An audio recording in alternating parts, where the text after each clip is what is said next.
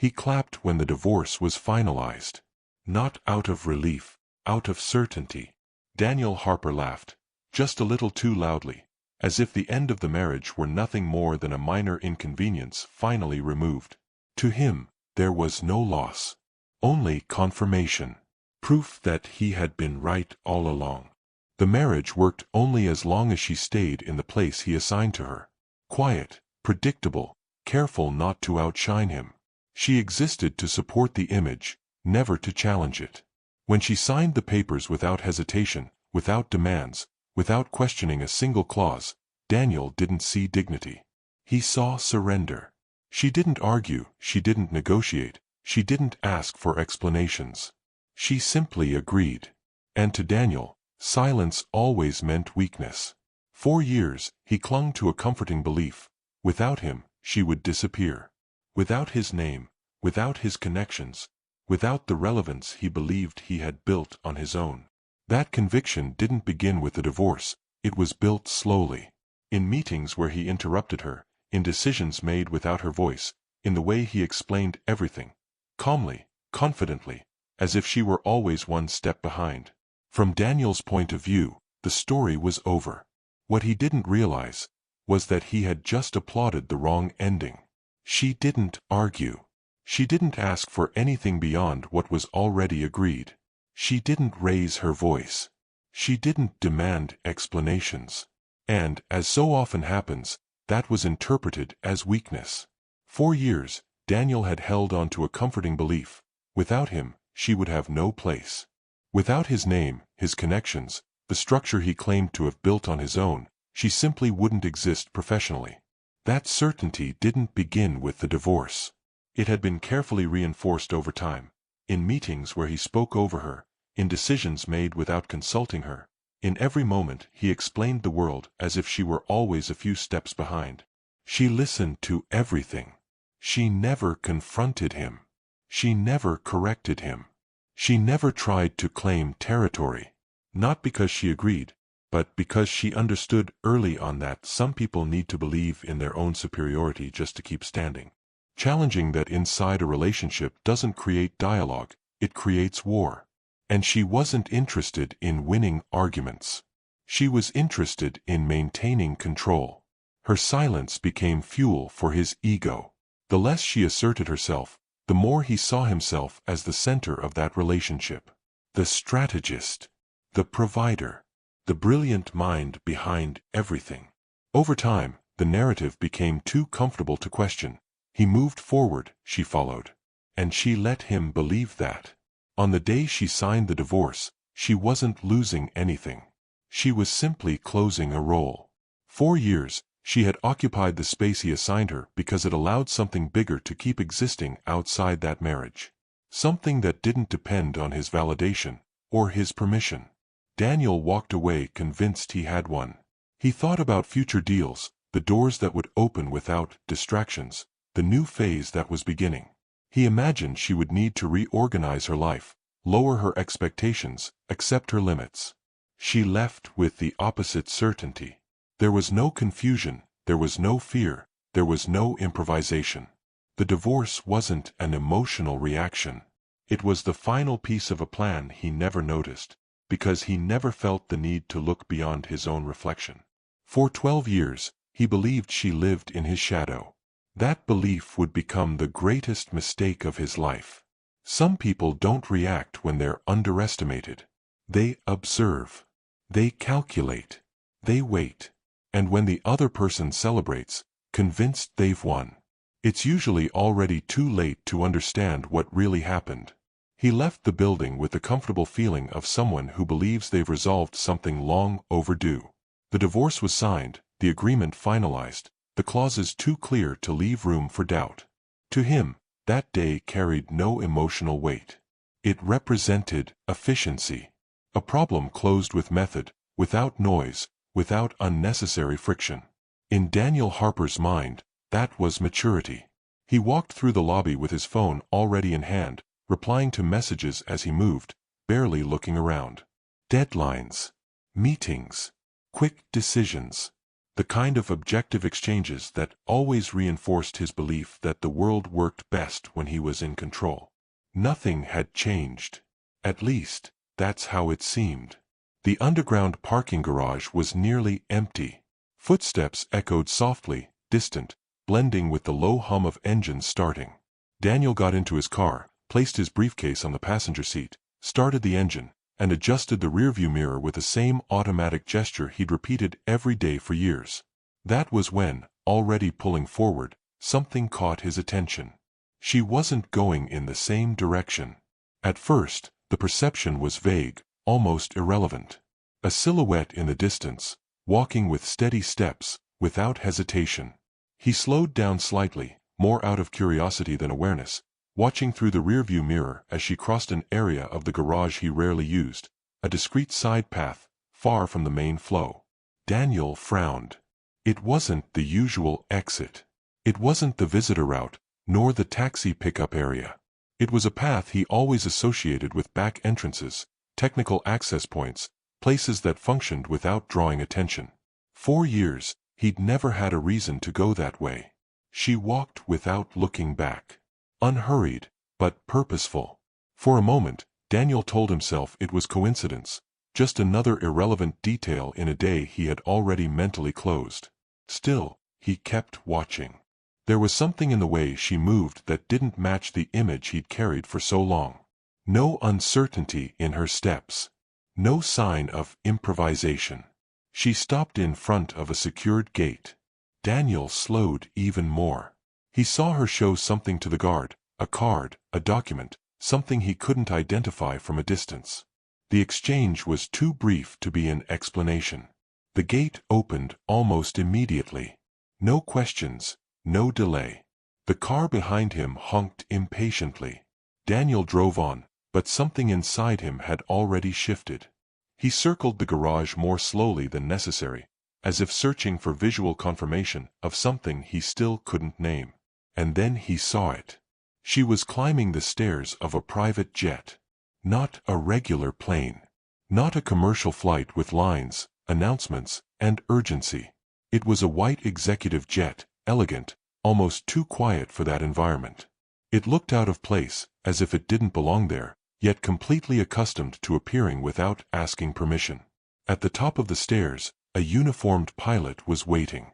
They exchanged just a few words. Nothing theatrical. Nothing rushed. The pilot gave a slight nod, a subtle gesture, but one Daniel recognized instantly: respect. Familiarity. Routine. Daniel hit the brakes harder than he intended. He sat still, hands firm on the steering wheel, eyes fixed on the scene, trying to organize an explanation that wouldn't dismantle everything he believed up to that point. He told himself she might be accompanying someone, that she could be there in a secondary role. A consultant. An assistant. A temporary presence. But there was no one else. No authority figure nearby, no team waiting, no urgency to board. She entered alone. Seconds later, the stairs were pulled away. The jet began to move smoothly, as if this were just another routine departure. The sound of the engines wasn't loud, didn't draw attention, but it was enough to cut through something inside Daniel, cracking a layer of certainty he'd never questioned before. He stayed there until the aircraft disappeared from view. When he finally left the garage, he drove in silence. The trip to the restaurant where he had a lunch meeting felt longer than usual.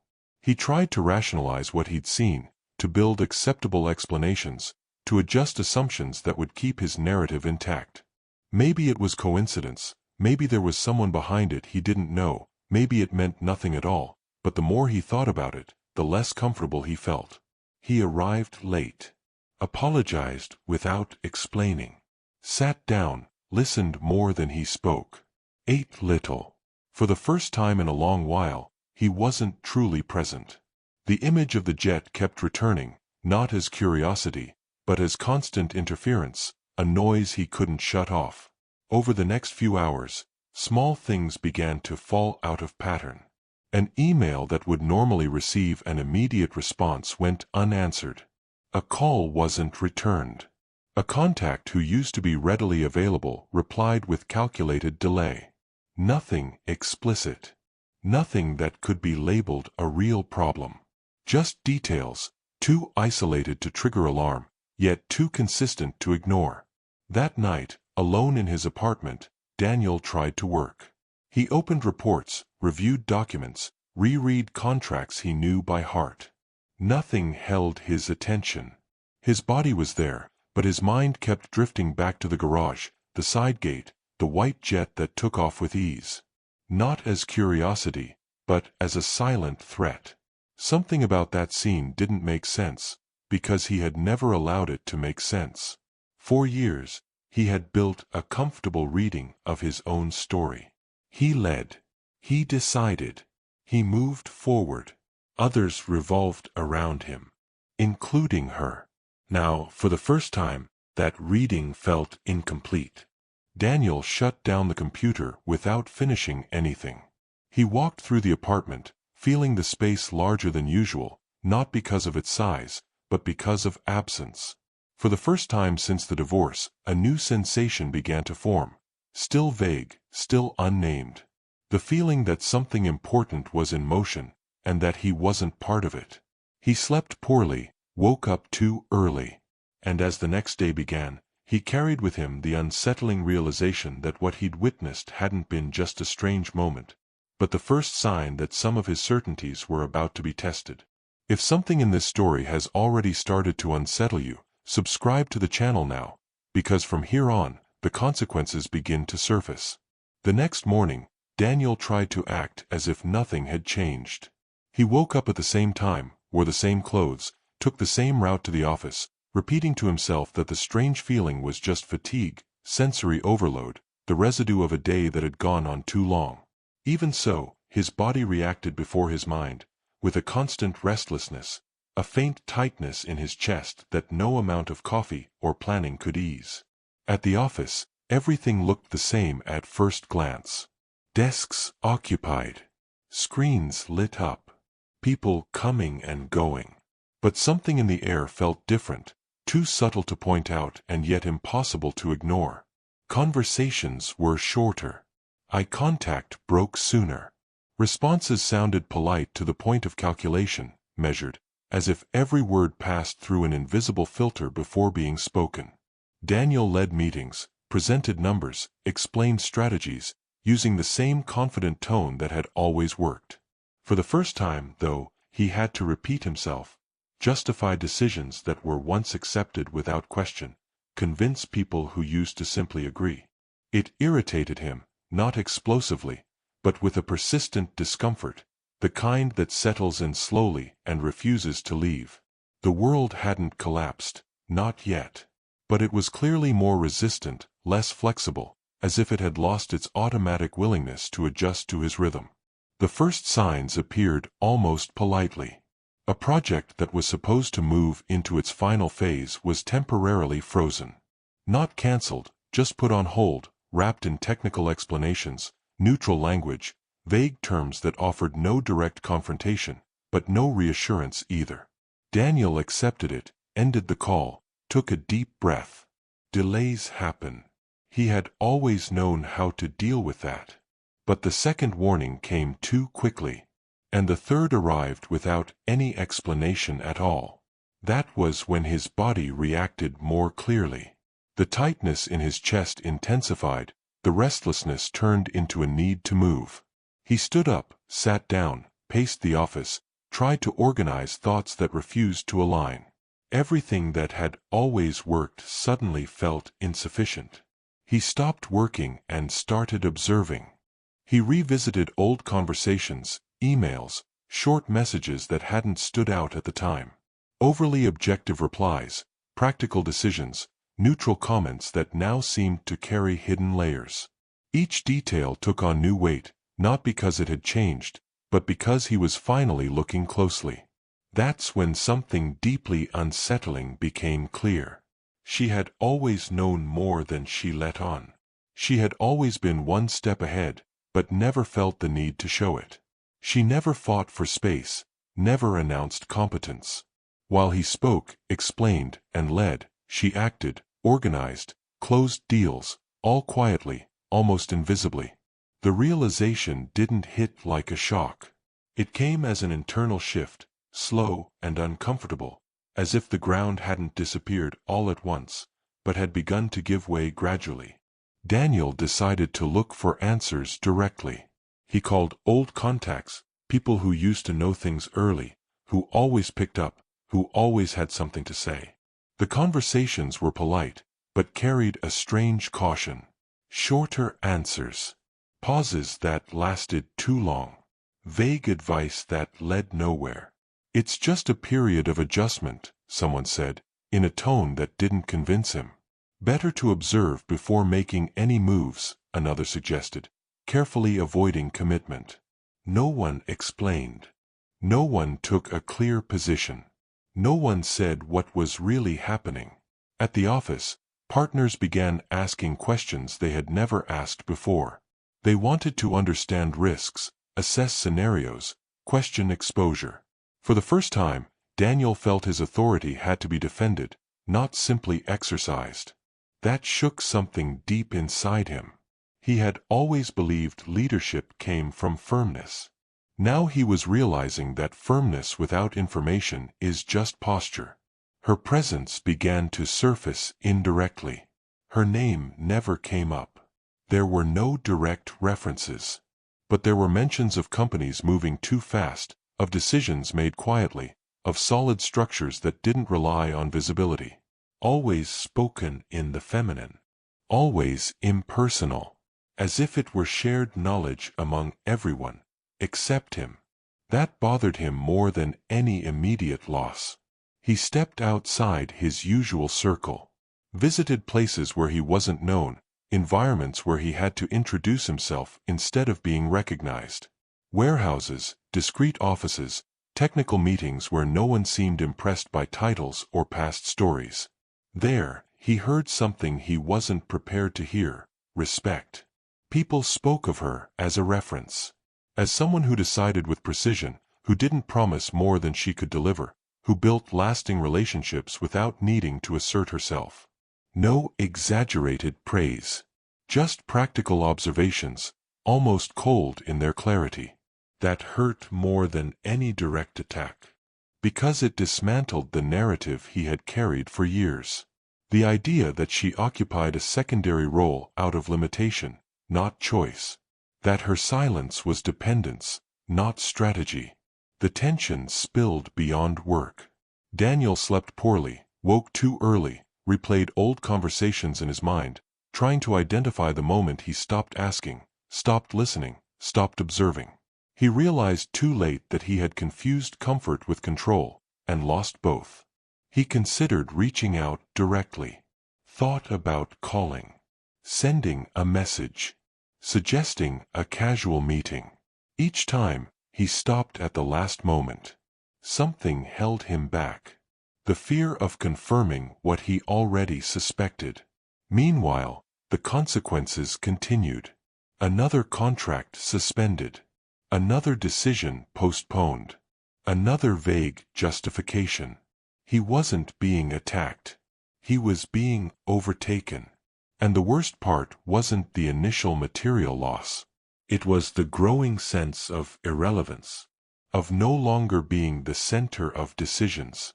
Of realizing that something larger was unfolding, and he wasn't part of it. She remained absent. No public reaction.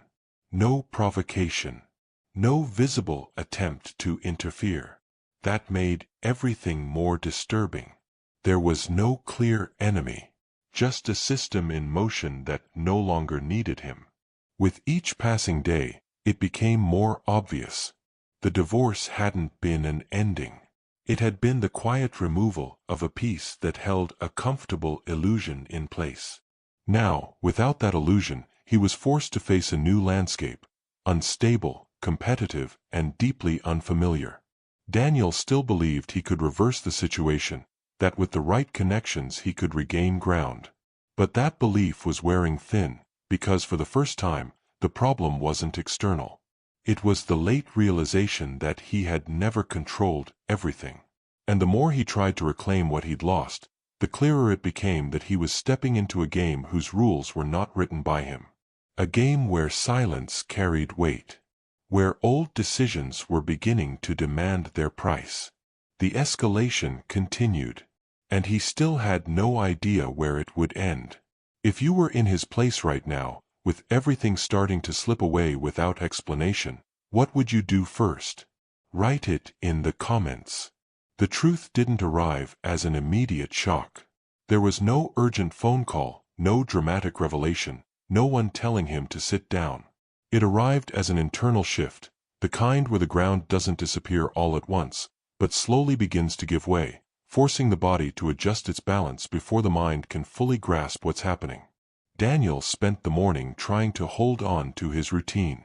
He spoke in meetings, analyzed spreadsheets, repeated arguments he'd used dozens of times before. Still, something didn't respond. People listened, took notes, ended conversations too early. No one disagreed. No one confirmed. It was a new kind of silence. Not the silence of obedience, but the silence of caution. Early in the afternoon, a contract he considered practically guaranteed was suspended. Not cancelled. Suspended. The word came wrapped in technical explanations, neutral terms, language carefully chosen to avoid direct confrontation. Daniel accepted it, ended the call, took a deep breath. Delays happen. He had always handled them well. But the second warning came too quickly. And the third arrived without any explanation at all. That was the moment his body reacted before his mind. A constant tightness in his chest. A restlessness that couldn't be resolved by walking, talking, or planning. Everything that had always worked suddenly felt insufficient. For the first time, he didn't try to compensate with control. He stopped, and he began to observe. He reopened old conversations on his phone, archived emails, short messages that hadn't stood out at the time. Neutral words, practical decisions, responses that were too direct for someone who, according to him, wasn't interested in this kind of thing. Now, every detail seemed to carry a meaning he had ignored out of convenience. That's when he decided to look for answers without intermediaries. He called someone he hadn't spoken to in years, an old industry contact. The conversation started politely, almost casually, indirect questions, even more indirect answers. Until Daniel pushed slightly beyond what was acceptable. There was a pause on the other end of the line. Too long to be comfortable. Do you really not know? The person asked. There was no irony, no provocation, just a statement. Daniel felt his stomach tighten. He kept his tone neutral and asked what he was supposed to know. The answer didn't come as a theatrical reveal. It came simply, almost bureaucratically, as if it were common knowledge for everyone, except him. She spoke about a company, then about a group, then about recent strategic decisions that were reshaping routes, contracts, and alliances in the industry. Daniel listened, still unsure why this was being said to him, until he heard the name. Not as an announcement, as a fact. The world seemed to slow down. There was no emotional explosion. There was alignment. Too fast to interrupt. Daniel asked for it to be repeated, not out of doubt, but to buy time. The person repeated it, added a few details, just enough. He hung up without closing the conversation. He sat there, motionless, staring at a random point on the wall. There was no shout, no impulsive gesture, just a silent sequence of internal realizations. Everything began to make sense at once. Her calmness while signing the divorce, the absence of demands, the different path through the parking garage, the jet. None of it was coincidence. It never had been.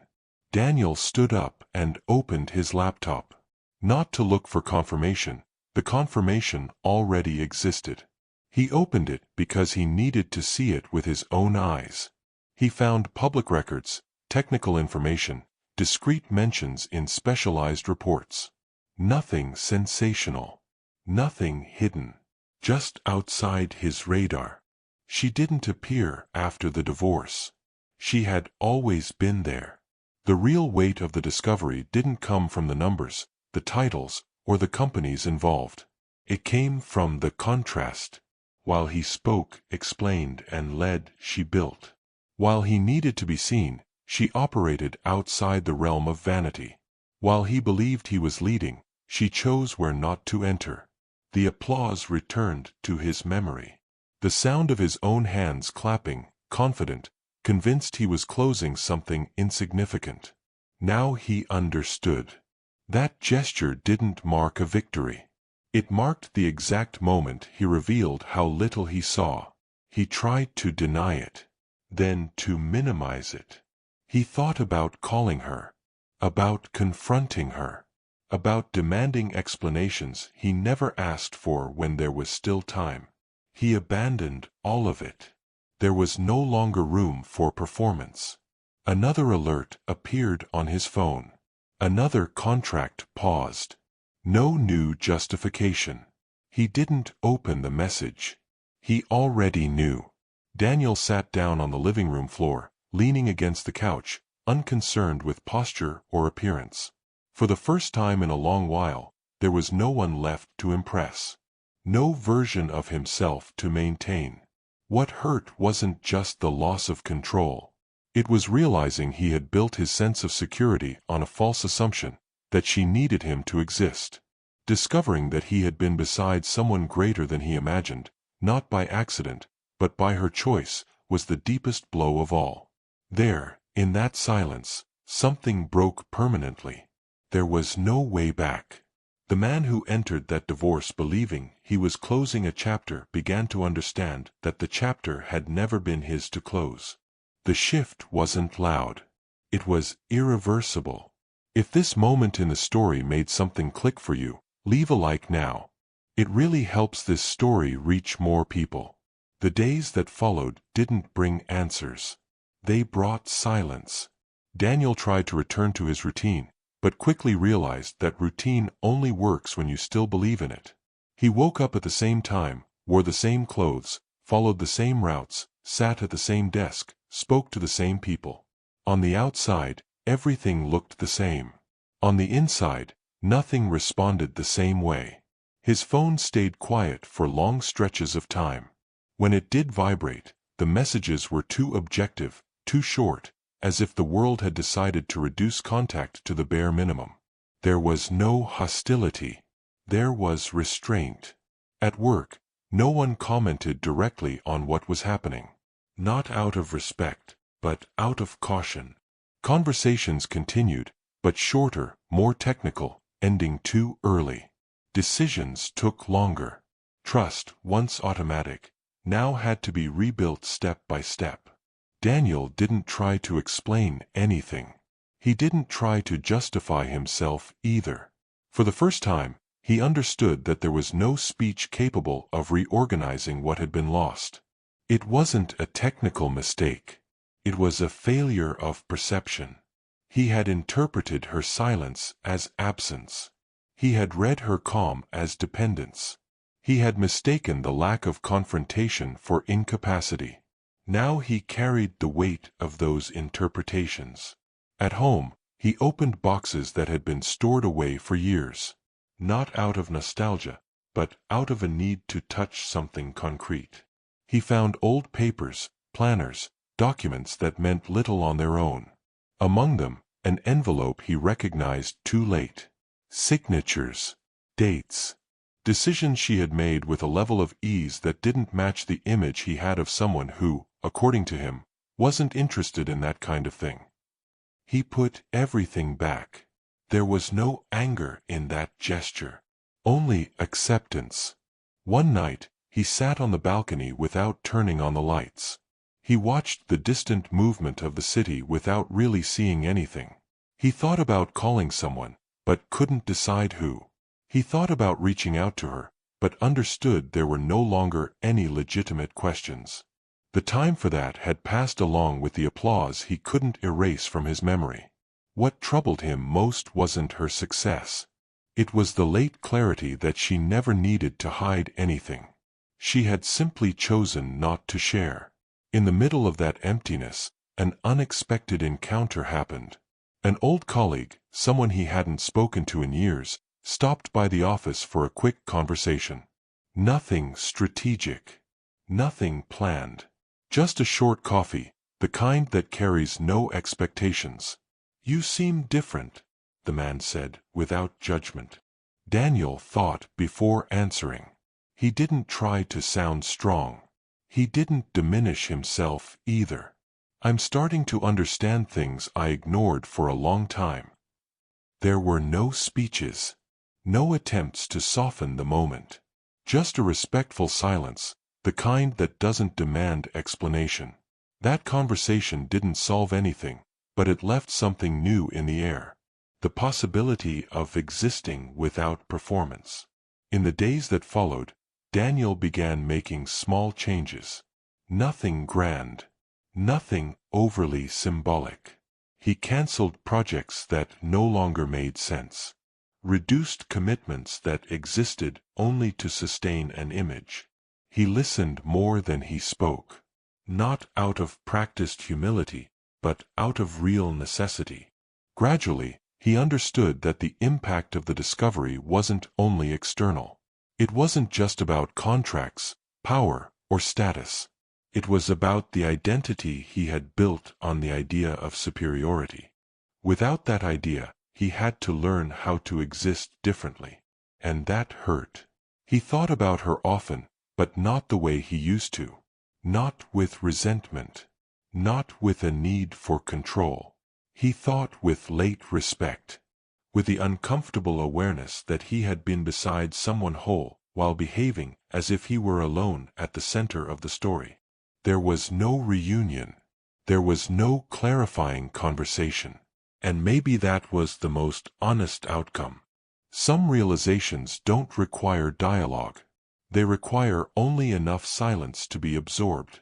The world around him kept moving. People followed their routines. Projects advanced.